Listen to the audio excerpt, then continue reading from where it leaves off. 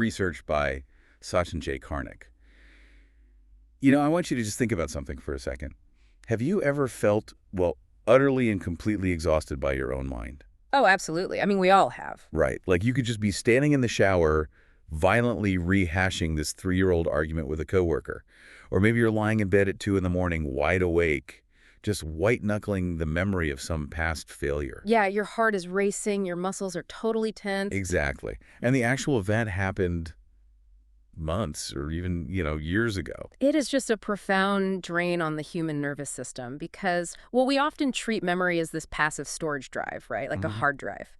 But in those moments, it operates much more like an overactive emotional immune system. An immune system, how so? Well, the brain misidentifies a totally harmless present trigger and just launches this massive, exhausting defensive attack against a threat that honestly no longer exists. And that overactive immune response is exactly what we're tackling today. The mission of this deep dive is to really explore a phenomenon our sources call psychological carryover. It's a fascinating concept. It really is. We are looking at how to use memory as a clean, efficient tool, without dragging around all that heavy, exhausting baggage of a defensive ego. We really want to find out if it's actually possible to stop letting our past completely dictate our present reality. And the materials we're examining to answer that question, they provide a truly comprehensive framework. We're drawing heavily on the philosophical texts of Jiddu-Krishnamurti. But we're also looking at them through some very modern lenses, right? Exactly. The sources intertwine those ancient insights with contemporary neuroscience, cognitive behavioral therapy, or CBT, and internal family systems, which is known as IFS. So it's this really fascinating synthesis of spiritual inquiry and clinical psychology. And just to set the stage for you listening, I mean, the objective here isn't to miraculously erase our memories. That would be a disaster. Right, you need your memory. Yeah, like if you touch a hot stove, you need the memory of that burn so you don't do it again. Memory is essential for survival. The issue is really how that memory mutates. To understand how it becomes such a heavy burden, the sources suggest we first have to investigate the entity hoarding all those memories in the first place, the concept of the I, or the self. Yeah, and that investigation requires us to establish a really vital distinction that runs through all these texts. It's the difference between our functional identity and our psychological identity. Okay, let's break that down. What's the functional identity? So the functional identity is what the texts refer to as the transactional level, or vyavahara. It is entirely practical, highly task-oriented. It's the part of you that says, I am driving the car, or I need to pay this electric bill, or I am an engineer. So it's essentially a temporary coordinate, like a reference point that allows us to just function in society. Precisely. You can seamlessly shift from being a parent making breakfast to a professional leading a meeting, and there's no internal friction there. Universal intelligence basically built that functional identity so we could navigate physical reality and, communicate with each other. But then we run into the psychological identity, which the sources describe not as a tool, but actually as a prison. Yeah, a heavily guarded prison. Right. And this happens when the mind surveys all of that conditioned content, so your name, your profession, your past successes, maybe your political leanings, and it just solidifies it. The mind declares, this collection of memories is what I fundamentally am. It takes a really useful temporary description and hardens it into a rigid, heavily defended center. It's like a company spokesperson whose only job is to just answer the phone and give practical updates to the press, right? But one day they suddenly decide they actually own the entire company. Oh, that's a great way to put it. And they start demanding that everyone in the building protect their personal ego. But if this psychological identity is so utterly exhausting to maintain, why does the mind build this prison in the first place? Like, what is the evolutionary or psychological payoff here? Well, the root cause, according to the text, is this profound, deep-seated fear of our own inward emptiness. Emptiness. Yeah. When we strip away our titles, our relationships, our achievements, we're left with this gnawing sense of isolation. As individuals, the idea of standing completely alone, of being a psychological nothing, is just terrifying to the human brain. So it's like a panic response. Exactly. To avoid that void, the ego inflates its vanity. It seeks this permanent sanctuary in these rigid labels just to cover up its fundamental vulnerability. So we grab onto literally anything, a prestigious job title, a strong national identity, some dogmatic or religious belief, just to feel like we have permanent substance. Hmm. We are trying to anchor ourselves in a world where, honestly, everything is actually always in motion. And because this psychological identity is built entirely on variables that are constantly changing, I mean, youth inevitably fades, wealth fluctuates, jobs are lost, social status shifts, it is inherently and permanently insecure. It's a house built on sand. Exactly, a house on sand. That underlying fragility means the ego must constantly scan the environment for threats. Which means when that fragile identity is threatened, the brain starts weaponizing the past to protect itself. And I think that brings us right to the core mechanism the text calls psychological carryover. Right. Psychological carryover is basically the persistence of past emotional conclusions into your present experience. It occurs when a historical injury completely dictates your present behavior. Give me an example of that. Okay, imagine a boss giving you a minor, totally functional correction on a project. Instead of processing it as technical feedback, your psychological identity, which is terrified of being exposed as inadequate, hears it as a devastating attack on your very existence. Oh, wow. Yeah. Your heart rate spikes, your face flushes, and you just respond with intense defensiveness. Because the ego is frantically trying to protect the fragile structure it built to avoid that feeling of emptiness. The sources actually use the phrase psychological memorabilia. Psychological memorabilia, I like Oh, that. yeah. The mind literally hoards memories of praise, past injuries, fancy titles, all to construct a continuous personal narrative. It has to constantly look backward to prove to itself that it exists today. And this relentless drive to secure and expand the self, that creates what the text define as the movement of the more. We're just conditioned to always want more power, more recognition, even more spiritual achievement. Yes, the more. And the sources make a really crucial and honestly often uncomfortable observation about how this ambition manifests. They divide it into personal and impersonal ambition. Which is interesting because we generally categorize those very differently in our culture. Like we think of personal ambition as inherently selfish, the drive to get rich or famous. Right, the classic ego trip. Yeah. Meanwhile, we culturally celebrate impersonal ambition as noble. Like dedicating yourself entirely to a country, a religious cause, or a grand political ideology. We think that's selfless. But the texts argue that structurally they are identical. Impersonal ambition is simply a cloaked, socially acceptable expansion of the self. Because standing alone in that inward emptiness is so terrifying, right? Exactly. The fragile me merges into a massive collective ours. The individual says, oh, I'm not ambitious for myself. I just want my righteous cause to succeed. But the psychological engine driving it is the exact same fear of being nothing. And the sources actually suggest this impersonal ambition is far more destructive. Oh, absolutely. Which makes sense when you consider the scale of the damage. I mean, a person ruthlessly pursuing personal wealth at least knows they're being selfish. But someone driven by a noble ideology can justify immense cruelty, exclusion, violence. They rigidly divide the world into us versus them. Yeah, and they experience their own aggression as this glorious moral duty. It's just the ego wearing the disguise of righteousness. Which is exactly why the texts urge a complete dismantling of this psychological carryover. Okay, but wait, let me push back on that a bit on behalf of the listener. Because if I dismantle my psychological carryover, won't I just lose my entire skill set? Like, are you saying the memory of how to ride a bike or write software is stored in the exact same way as the memory of a childhood bully? Not at all, no. Because if I drop my ambition in my past, don't I just become this blank slate, totally incompetent in the modern world? That is the defensive panic the mind always generates when the ego's dominance is questioned. The sources are actually meticulous about separating factual, technical memory from psychological residue. They operate through entirely different mechanisms. Okay, so how does factual memory work then? Factual memory is knowing how to build a suspension bridge, how to fly a commercial jet, or how to speak conversational French. Factual memory operates cleanly.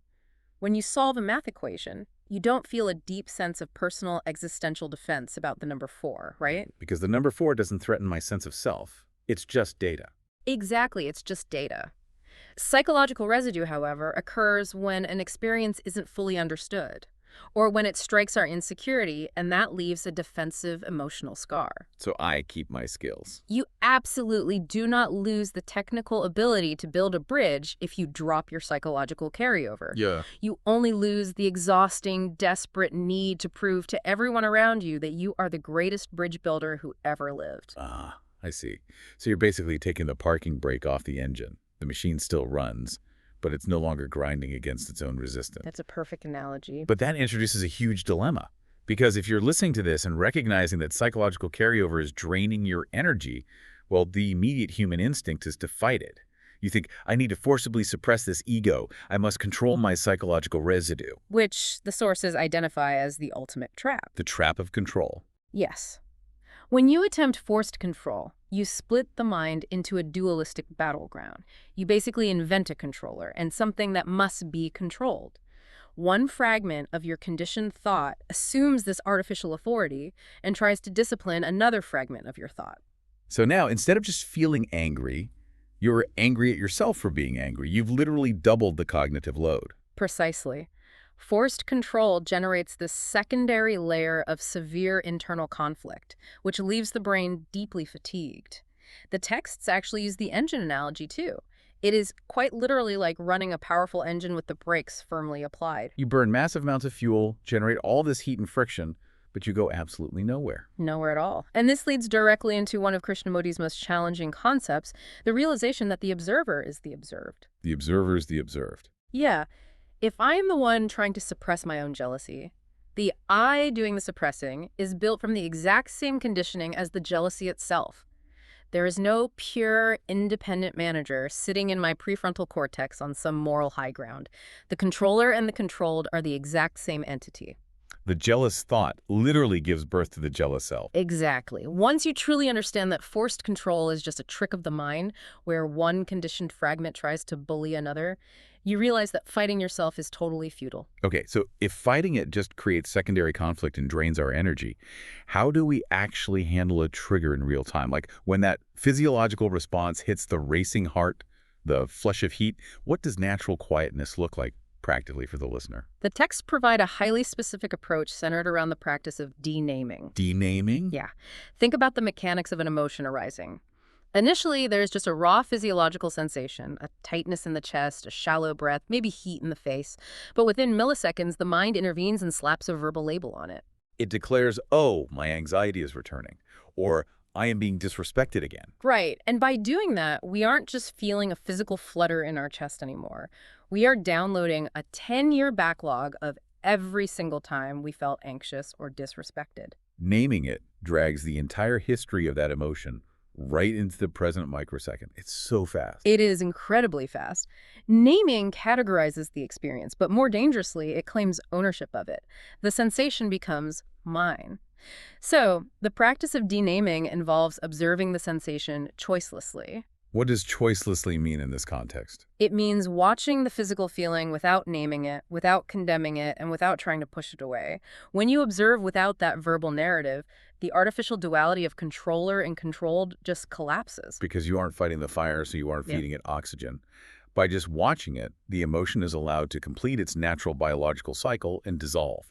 But I'm curious what is actually happening in the brain when we do this. Because the sources map this philosophy directly onto modern science. And the biological mechanisms here are just fascinating. They really are. Krishnamurti's concept of psychological cleansing aligns perfectly with the neurobiological process of synaptic pruning. Synaptic pruning. Yeah. In the human brain, neural pathways are strengthened by use.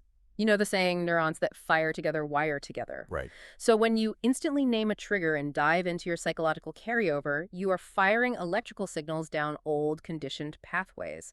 That thickens the myelin sheath around them, which makes that defensive reaction even faster the next time. So by practicing choiceless awareness, by feeling the sensation, but refusing to attach the verbal narrative, we are literally starving that specific neural pathway of the electrical action potentials it needs to survive. That is the exact physical mechanism of change. Without the electrical reinforcement of your attention and your verbal naming, the brain's natural synaptic pruning process kicks in. It actively weeds out those old, unused neural connections. Yes, it physically cleans house. And this is what allows for true cognitive flexibility and resilience, rather than being trapped in rigid, stagnant patterns of thought. Which bridges us perfectly into how this aligns with cognitive behavioral therapy. Because CBT is entirely based on identifying automatic negative thoughts. And in the context of our sources, those automatic thoughts are the psychological carryover. Exactly. CBT teaches you to catch the cognitive distortion, which is the naming process, before it hardens into an emotional reality. You pause between the stimulus and the response. You observe the thought objectively rather than just accepting it as the absolute truth of who you are. And that pause is the clinical application of choiceless awareness. The sources also draw another brilliant parallel, extending this into internal family systems therapy, or IFS. Oh, IFS is so relevant here. It is. In IFS, the foundational model is that the mind is naturally multiple. We all have internal parts. We have managerial parts that try to proactively keep us safe by controlling our environment, and we have exiled parts that carry the burdens of past trauma and vulnerability. Let's ground that in a really concrete example for the listener. Imagine you are in just a mundane staff meeting, and a colleague talks over you. In a fraction of a second, an exiled part of you, maybe a part holding a childhood memory of being ignored, feels this wave of intense worthlessness. Right. And instantly, a managerial part jumps in to protect you, manifesting as defensive hot anger toward your colleague. In that moment, your psychological identity is entirely hijacked by those conditioned fragments. Now, the traditional force control approach would be to violently suppress that anger, which we know just creates more friction. Right, the engine with the brakes on. Exactly. Yeah. But the goal of IFS is not to destroy or suppress these parts. The goal is to observe them non-judgmentally from the perspective of the core self. And in IFS, the self isn't another conditioned part. It is characterized by pure, calm, curious awareness, which sounds exactly like the observer who realizes they are the observed from Krishnamurti's work. It is the exact same psychological posture. When you observe your reactive parts from that state of pure awareness, watching the manager get angry, watching the exile feel small, without judging either of them, you harmonize the mind. You integrate the fragments rather than keeping the brain divided in a civil war. And this doesn't just heal our internal nervous system, it fundamentally alters how we interact with the outside world. When you stop defending your own psychological carryover, you stop projecting it onto other people. There's actually a brilliant analogy in the texts about a university chemistry department that perfectly illustrates how this scales up to society. Oh, it is a striking metaphor for understanding ideological, religious, and geopolitical conflict. Imagine the chemistry department at, say, the University of Delaware. It would be completely absurd for the professors there to declare that they exclusively own chemistry, and that every other university on Earth is practicing false science. Right, like we hold the one true periodic table and anyone who uses a different textbook is a heretic. I mean, it's laughable. Because chemistry is universal. The textbooks, the laboratories, the professors, they are merely functional instruments used to explore a reality that is objectively true everywhere. And the sources argue that truth, pure awareness, and reality operate the exact same way. They do not belong exclusively to one nation, one religious denomination, or one rigid psychological identity. But because our egos are so terrified of emptiness, we build walls. We take a functional label like a geographical border or a cultural background, and we turn it into an absolute psychological prison. We say, my specific group possesses the absolute truth and you are the enemy. Yeah. We take the functional tool and we literally weaponize it to secure our identity. That is the root mechanism of human division. Shifting from psychological identification back to functional awareness diffuses that conflict at its very origin. You know, it's really helpful to view the mind as an intricate mosaic. The ego, that psychological identity, is like a rigid, incredibly heavy frame that constantly tries to restrict what pieces get seen. It wants to zoom in on just one area. Yeah, just the blue tiles, maybe your professional achievements or your past grievances, and it screams, this is all there is. Defend the blue tiles at all costs. Okay. But when you step back into that pure, choiceless awareness, you see the entire tapestry. You can utilize the blue tiles, the red tiles, the entire board without needing to furiously defend any single piece of it. Exactly. The pieces of the mosaic, your memories, your technical skills, your functional identity, they don't disappear. They remain completely available to you as highly effective tools. But they are no longer your master. They no longer dictate your emotional reality. The profound freedom these sources point to comes from stripping away that psychological residue. It is the realization that you do not have to let those functional labels harden into a psychological prison that you must constantly, exhaustingly defend against the rest of the world. So, to synthesize all of this for you as you move through your day, your memory and your functional identity are incredible instruments. You can absolutely be an engineer, a devoted parent, a loyal friend, and an engaged citizen. You can, and really should, use your past experiences as a rich technical resource to navigate complex problems. Just take the parking brake off the engine. Exactly. Let the machinery of your mind work cleanly, without the friction of the ego. And to leave you with something to really mull over today, consider this final thought inspired by our deep dive into these materials. If your entire sense of me is just a bundle of accumulated memories, past experiences, and verbal labels that only actually exist in the past, well, who or what are you in the exact fraction of a second before a memory is triggered?